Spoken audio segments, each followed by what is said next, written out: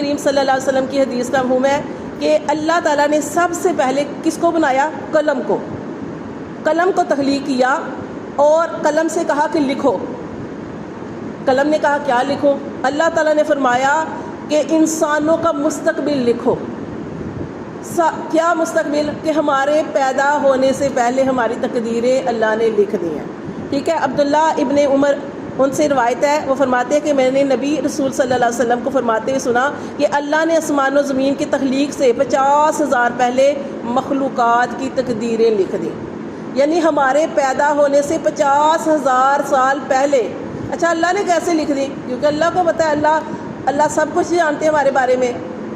ٹھیک ہے. تو اس لیے تقدیر پر ایمان لانا، اس کے بارے میں دیکھیں حدیث ہے کہ نبی پاک صلی اللہ علیہ وسلم کی حدیث کا مفہوم ہے. ابو درداء سے روایت ہے کہ نبی پاک صلی اللہ علیہ وسلم کی حدیث کا مفہوم ہے اللہ ہر بندے کی تخلیق میں 5 چیزیں لکھ لیتا ہے.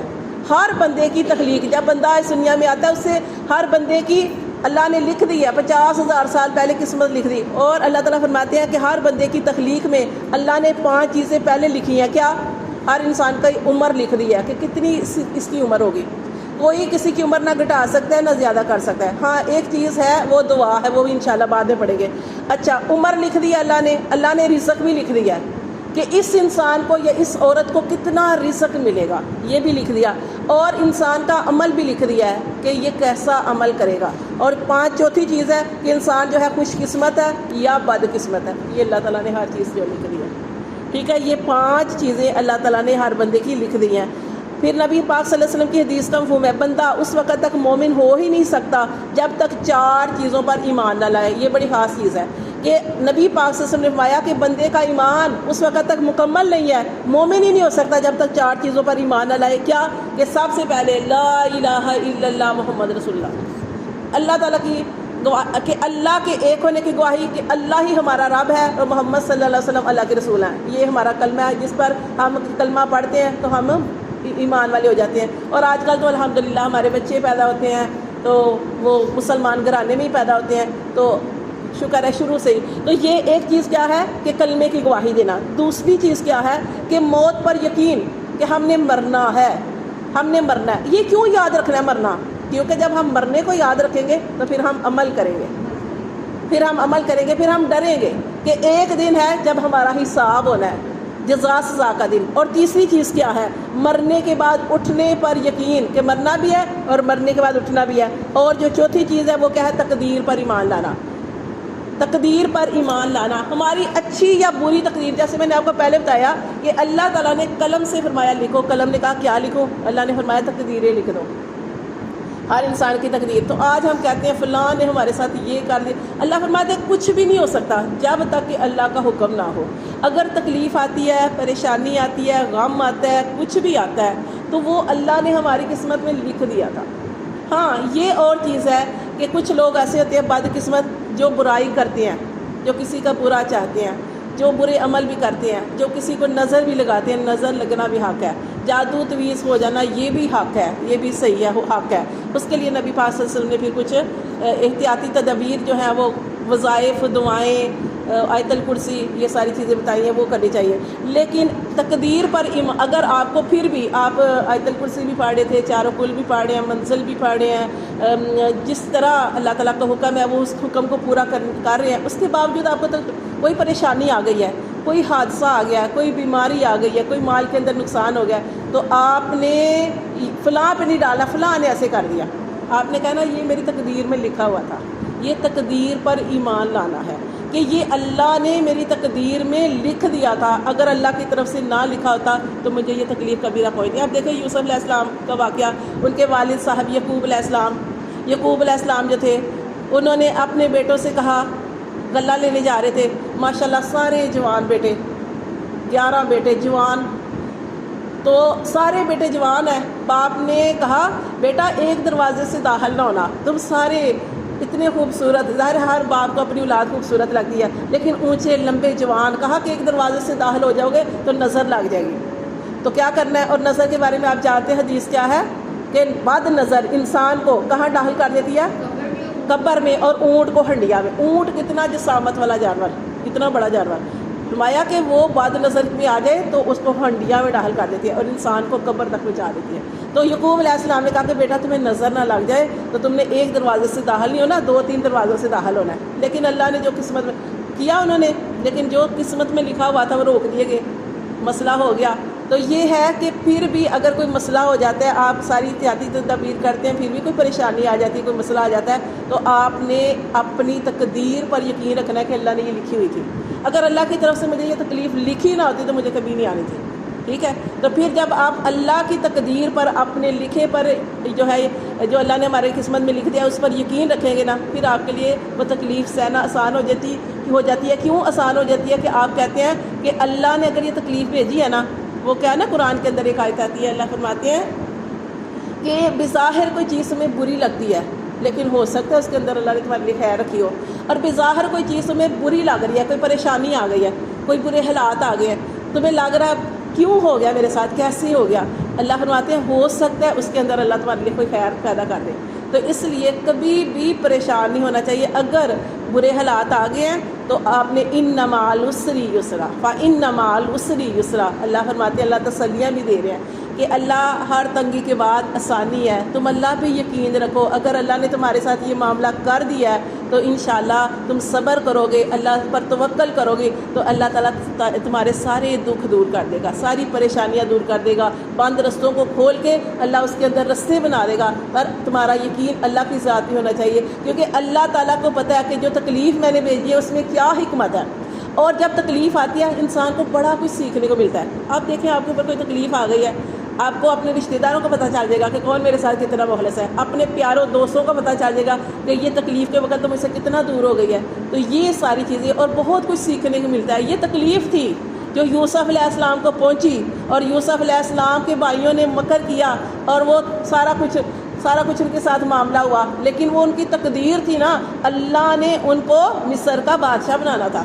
تو تکلیفوں سے گزرے بغیر کیسے وہ پہنچتے, کیسے وہ سیکھتے اور کیسے ان کو وہ مرتبہ ملتا کہ پھر ساری زندگی انہوں نے عیشوں میں گزاری. تکلیفیں آئیں, وہ تھوڑے سے سال جو تھے مشکل تھے, جو انہوں نے کاٹے, جیل میں کاٹے, وہاں پہ کاٹے, لیکن اس کے بعد اللہ نے ان کو مصر کا بادشاہ بنا دیا. تو تکلیف ضرور آتی ہے اور یہ تکلیفیں زندگی کا حصہ ہے, لیکن کیا ہے اپنی تقدیر پہ یقین رکھنا ہے کہ اچھی یا بری چیز جو ہے وہ اگر پہنچتی ہے. اور دیکھیں نبی پاک صلی اللہ علیہ وسلم کی حدیث کا مفہوم ہے کہ جو چیز انسان کو پہنچنی ہے وہ اس کو پہنچنی ہے, جو اللہ نے لکھ دی ہے, اور جو نہیں پہنچ رہی تو وہ اللہ نے اس کی جو چیز اس کو نہیں مل رہی تو اس میں اللہ کی حکمت ہے کہ کیوں نہیں مل رہی, وہ بھی اللہ تعالیٰ کو ہی پتہ ہے. اگر اس کی قسمت میں ہوتی تو اس کو ضرور مل رہی تھی. اور نبی پاک صلی اللہ علیہ وسلم کی حدیث کا مفہوم ہے, اور قرآن میں بھی اللہ تعالیٰ فرماتے ہیں کہ اگر ساری دنیا مل جائے اور کسی کو فائدہ دینا چاہے تو فائدہ دے ہی نہیں سکتی. اس لیے اس اللہ کو پکارنا چاہیے جس کے ہاتھ میں ہم سب کی ڈور ہے.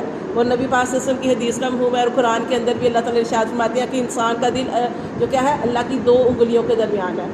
انسان جس کی کوشش کرے گا اللہ تعالیٰ اس کو عطا فرمائیں گے. کس کی؟ ہدایت کی. اگر انسان اللہ سے ہدایت مانگتا ہے, اللہ سے دعائیں کرتا ہے تو اللہ تعالیٰ اس کے دل کو ہدایت کی طرف پھیر دیتے ہیں. ٹھیک ہے, تو اس لیے اللہ تعالیٰ سے ہدایت کی مانگنی چاہیے, اللہ پہ توکل کرنا چاہیے. پریشانیاں زندگی کا حصہ ہیں, وہ ضرور آتی ہیں.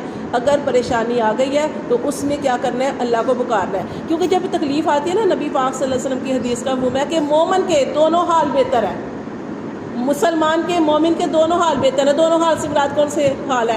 خوشی کا حال اور غمی کا. جب انسان کو کوئی خوشی پہنچتی ہے تو اللہ کے نبی فرماتے ہیں جب انسان کو کوئی خوشی پہنچتی ہے تو وہ انسان اللہ کا شکر ادا کرتا ہے اور سجدے کرتا ہے اور اللہ کا شکر ادا کرتا ہے, اللہ یہ سب کچھ تو نے مجھے دیا, اپنا آپ نہیں سمجھتا کہ میں نے یہ کیا اور مجھے یہ مل گیا. اپنی طرف جب آپ کسی چیز کو کریں گے نا تو پھر وہ ناکامی ہے, وہ گمنڈ آ جائے گا, وہ غرور آ جائے گا, وہ تکبر آ جائے گا. آپ کو کوئی خوشی ملی ہے, ہاں آپ نے بڑی محنت کی, آپ کو کوئی خوشی ملی ہے تو آپ نے کہنا اللہ یہ سب کچھ تو نے مجھے دیا ہے, اور اللہ کا شکر ادا کرنا ہے. یہ حال اللہ تعالیٰ کو بہت پسند ہے. اور اللہ تعالیٰ کے نبی فرماتے ہیں کہ جب انسان کو کوئی غمی پہنچتی ہے, کوئی تکلیف آتی ہے, مال کے اندر نقصان ہو جاتا ہے, کچھ بھی معاملہ ہوتا ہے, اور جب بندہ کہتا ہے نا کہ اللہ انا للہ و انا الیہ راجعون, اللہ تیرا مال تھا, اللہ جو کچھ بھی تھا اللہ پاک یہ اس طرح ختم ہو گیا, پر میرے اللہ تیرے سے اچھے کی امید رکھتا ہوں. تو جب انسان جو ہے غمی میں بھی اپنے رب کو پکارتا ہے اور صبر کرتا ہے اور شکر کرتا ہے اور ایسے الفاظ کہتا ہے جو اللہ کو راضی کرنے والے ہوتے ہیں, تو اللہ تعالیٰ فرماتے ہیں اس کے بدلے میں تمہیں اجر عطا فرماؤں گا. اور وہ اجر جو ہم نے صبر کے بارے میں پڑھا تھا کہ قیامت والا دن ہوگا، اس دن اللہ تعالیٰ پوری انسانیت کے سامنے قیامت والا دن ہوگا اور اتنی ساری انسانیت، سارے لوگ اکٹھے ہوں گے، ابھی حساب کتاب شروع نہیں ہوا، سارے جمع ہوں گے۔ اس وقت اللہ تعالیٰ کے فرشتے اعلان کریں گے کہ کھڑے ہو جائیں صبر کرنے والے، صبر کرنے والے کھڑے ہو جائیں، جو ساری زندگی اللہ کے جو اللہ نے ان کو حالات دی اپنے حالات میں وہ مطمئن رہے اور صبر کرتے رہے، شکر کرتے رہے، وہ کھڑے ہو جائیں اور ان کا حساب ہی نہیں ہوگا اور بغیر حساب کتاب کے ان کو یعنی جنت میں داخل کر دیا جائے گا حساب کتاب سے پہلے ہی۔ فرشتے کہیں گے اللہ ان کا حساب نہیں کرنا، اللہ فرمائیں گے یہ دنیا میں بڑی تکلیفیں برداشت کر کے آئے ہیں، بڑی مشکلات برداشت کر کے آئے ہیں، اپنے حالاتوں پہ صبر کر کے آئے ہیں، لوگوں کی باتوں کی تکلیفوں پہ صبر کر کے آئے ہیں، ان کا حساب نہیں کرنا، ان کو بغیر حساب کتاب کے جنت میں داخل فرما دیں۔ تو اس لیے اور کیا ہوتا ہے جب کوئی پریشانی آتی ہے، تکلیف آتی ہے، تو پھر اور ایک چیز اور بھی ہوتی ہے، وہ کیا ہوتی ہے کہ جب ہمارے گناہ بہت زیادہ بڑھ جاتے ہیں نا، تو اللہ تعالیٰ ان گناہوں کو ختم کروانا چاہتے ہیں، کیونکہ اللہ غفور و رحیم ہے، اللہ بڑے مہربان ہے، اللہ بڑے شفیق ہیں۔ تو جب انسان کے گناہ زیادہ ہو جاتے ہیں، اللہ بندے کے اوپر کوئی تکلیف بھیج دیتے ہیں، تکلیف سے کیا ہوتا ہے؟ تکلیف میں انسان جب اللہ کی طرف چلا جاتا ہے، اللہ کی طرف راغب ہو جاتا ہے، وہ خواہ صدقہ کرے، خواہ وہ اللہ سے دعا کرے، یا سجدے میں رو کے اللہ سے دعا کرے، یا نماز کی طرف آ جائے، ان ساری چیزوں کی طرف آ جائے، تو اللہ تعالیٰ اس کے بدلے میں اس کے سارے پچھلے گناہ معاف کر دیتے ہیں۔ اور اللہ تعالیٰ نہ گناہ معاف کرتے ہیں بلکہ اس کے ساتھ کیا کرتے ہیں؟ اس بندے کے درجات بھی بلند کر دیتے ہیں۔ تو اس لیے کوئی چیز جو ہے بری نہیں ہوتی، اگر زندگی کے اندر پریشانی آ گئی ہے، کوئی غم آ گیا ہے، تو اس اللہ کی رضا میں راضی رہے کہ اللہ نے یہ تکلیف بھیجی ہے، اللہ نے دور کرنی ہے۔ مطلب تکلیف آئی ہے تو راغب کس کی طرف ہونا ہے، رجوع کس کی طرف کرنا ہے؟ اللہ تعالیٰ کی طرف، کہ اللہ تو نے تیری طرف سے تکلیف آئی ہے، اللہ تو نے ہی اس کو دور کرنا ہے، اللہ کوئی اس کو دور نہیں کر سکتا، اللہ میں کسی اور طرف نہیں جاتی، اللہ میں صرف تیری طرف آئی ہوں، اللہ میری تکلیف کو دور کر دے۔ تو انشاءاللہ اللہ تکلیف بھی دور کریں گے، آپ کا یقین بھی بڑھ جائے گا۔ آپ جانتے ہیں کہ ابراہیم علیہ السلام کو آگ میں پھینکا گیا، سارے لوگ دشمن بن گئے، اس وقت صرف حضرت ابراہیم علیہ السلام تھے جو مسلمان تھے، ساری انسانیت جو تھی اس وقت کافر تھی۔ تو فرشتے جو تھے وہ بھی اللہ تعالیٰ سے دعائیں، اللہ تعالیٰ سے عرض کر رہے تھے، چرند پرند رو رہے تھے، اللہ ابراہیم کو آگ میں ڈالا جا رہا ہے۔ تو اللہ فرماتے ہیں تو کیا وہ ابراہیم علیہ السلام اگر مدد لیتے ہیں نا فرشتوں تو دے دو مدد، لیکن ابراہیم علیہ السلام نے کہا مجھے کسی کی مدد نہیں چاہیے۔ سوچیں آگ میں ڈالا جا رہا ہے، 6 مہینے تک لکڑیاں کٹھی کی گئی، آگ جلائی گئی، اور ابراہیم علیہ السلام نے کہا نہیں، حسبی اللہ لا الہ الا هو علیہ توکلت وہو رب العرش العظیم، میرے لیے تو میرا اللہ کافی ہے، وہ تو سب کچھ کر سکتا ہے، وہ تو رب ہے عرش عظیم کا، وہ میرے دکھ کو نہیں جانتا، وہ میری پریشانی کو نہیں جانتا کہ مجھے آگ میں ڈالا جا رہا ہے۔ اتنا توکل، اور آگ کا کام ہے جلانا، لیکن آگ نے ابراہیم علیہ السلام کو نہیں جلایا۔